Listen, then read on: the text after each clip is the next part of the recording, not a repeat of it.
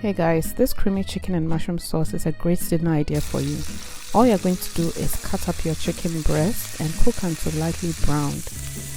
And in the same pan, you're going to add your garlic and your onions.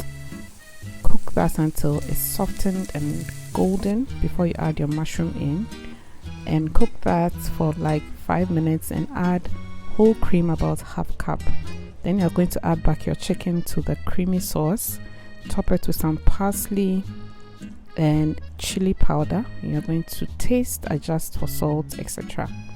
And that is it. Seriously, it's so good, it's unbelievable.